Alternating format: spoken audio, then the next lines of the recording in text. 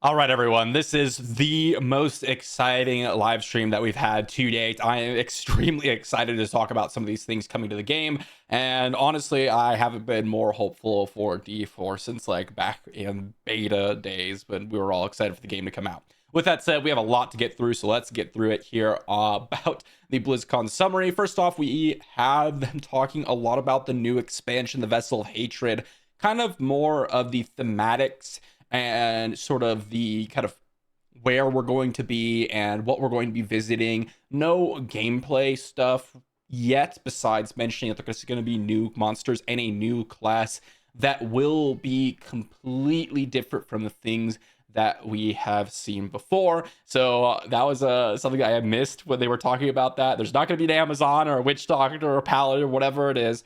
It's going to be a brand new class that we haven't seen before. So whatever you think that will be, it's going to be that. So I've heard people say Spirit Bringer. They also talked about how it's going to be Nahantu is the name, and it's going to be previously the Tarajan jungles south of the map, which is absolutely incredible. It looks amazing. There's some depth to it, like as a jungle kind of has, where if you visit a lot of MMOs, a lot of the jungle based biomes have like layers to them, and this means that there's perhaps going to be some actual terrain in the game where, you know, maybe you can kind of like go from layer to layer, whereas we kind of have that in the game right now, but it doesn't really mean anything. Maybe we'll have some sort of dungeons that actually have that like massive terrain difference. Not quite sure. Karas is also going to be involved, and we're going to be able to visit Travancore, which is the kind of Church of Zakarum, this is Temple of Light, the original resting place of the Soul Stone of Mephisto, and a bunch of other things inside the Vessel of Hatred that they have not talked about yet, but looks to be pretty exciting. However, that's not, honestly, I don't care about any of that. That's way far away. Who cares about that? What I'm really excited about is patch 1.2.1 and 1.2.3. So patch 1.2.2 is going to be coming out in just a couple of days on November 7th.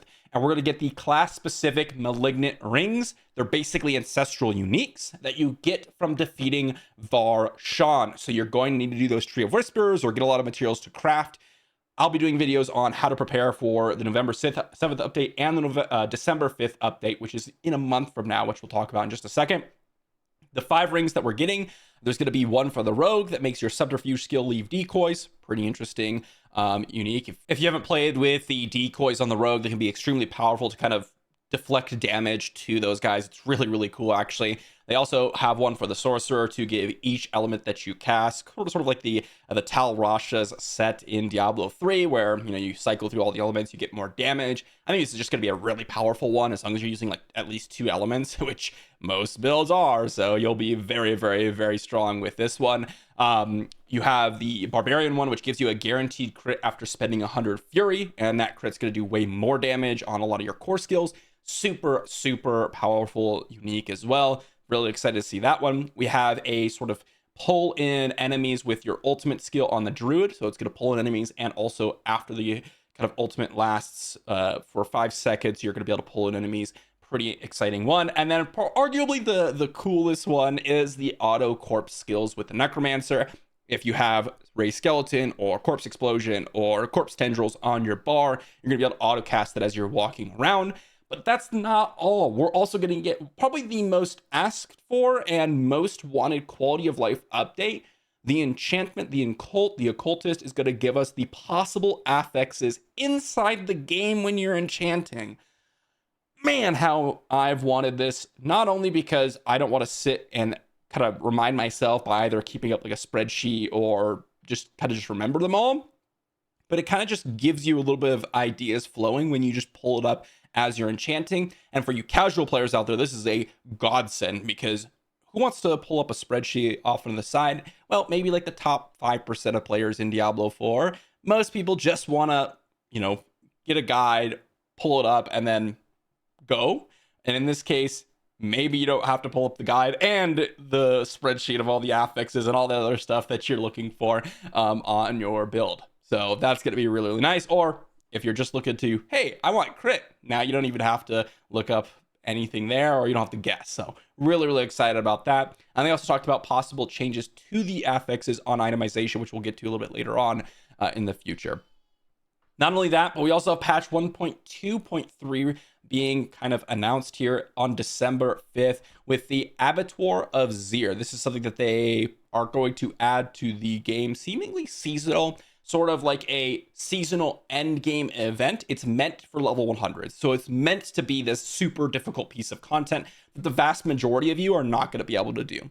However, for those of you that are interested in new endgame content, this seems to scratch that itch.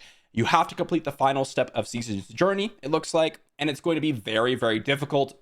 They basically said, bring a good build. You're not going to be able to kind of run whatever you want. You need to be prepared for this. There's 25 tiers, and you need to be able to complete them one to the next, it looks like. And there's going to be new glyphs that are going to be massively powerful, larger radius, higher level cap, and all sorts of loot dropping, and all this other good stuff. It's basically going to be kind of like a new Nightmare tier with like, think of this as like 100 or 125, I guess you could say, which is like super, super difficult. So we'll see if they follow through on this and actually make it as difficult as they say, but regardless, I guess it is exciting to get like new power-ups and things to kind of level up. 200 level cap glyphs, maybe that's not for everyone. I don't know. I think the people that are already level 100 don't mind the higher level cap and grind. That's just kind of how I'm thinking. But we also have a holiday event activating on December 12th. It's going to be a gigantic winter storm everywhere, and you're going to have to defeat these things called Blight Fiends and random events around the open world to summon the Red Cloaked Herald. And then as you defeat him, you're going to get resources to spend in Kyovashad for cosmetic rewards, kind of akin to that holiday theme. So pretty exciting for those of you that are looking for other accomplishments rather than just Nightmare Tier 100. But cosmetic rewards, always cool, always a welcome addition to the game. Then we got some Season 3 news, and this seems pretty exciting once again for those endgame players, which, again, a lot of people have been asking about. We're going to get more endgame, is kind of just what they said, but more specifically, they talk about leaderboards and trials, and even more specifically, they talked about the Gauntlet, which is a weekly challenge dungeon. You can kind of think of this like a Diablo 3 challenge rift, which you could do after you've completed or gotten into World Tier 4. It's a fixed non-linear dungeon every week, and it's going to basically have the same layout, same monsters, same affixes, and you're just going to run through it. It's going to drop proofs of might during it, and it seems like you're going to have to collect them as you go through to increase your score. And it's going to have a class-based leaderboard and a group-based leaderboard, so like solo barbarian, duo barbarian, it looks like. And then also a permanent leaderboard if you are top ranking in these weekly events. There's also frames to earn, so a little bit of cool cosmetic interest as well for those of you that want to have something like, hey, I did the thing, which a lot of people do. So pretty cool there. And as I said, this is just one specific piece of Season 3. We'll also see more endgame, it looks like, on top of this. And of course, the unique Season 3 theme, which they haven't even released yet. Lastly, we have some other news.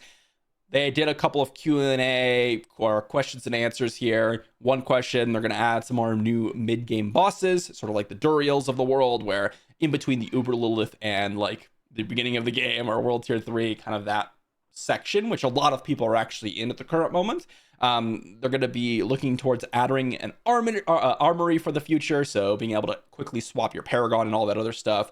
Some improvements to the summoning materials. This pertains specifically to Season 2, where like you have to farm the Helltide zones forever to be able to summon your boss, and it looks like they're going to be trying to improve that. Specifically, new social improvements, because I know a lot of people are disappointed with like dungeon finders and things like that they may be used to in like MMORPGs. I don't know if they're going to be adding a like group finder or dungeon finder, but it seems that they're going to be improving the social features in this game.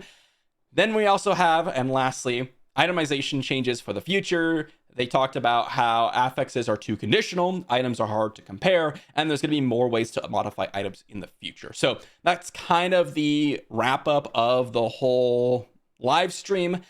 The thing I'm most excited about, honestly, are these two patches coming in Season 2.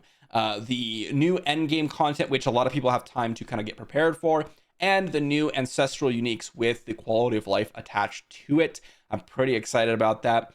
All of that is going to be great to have into the game very, very quickly here. And then, of course, if you are kind of looking far into the future, the new expansion actually is extremely cool.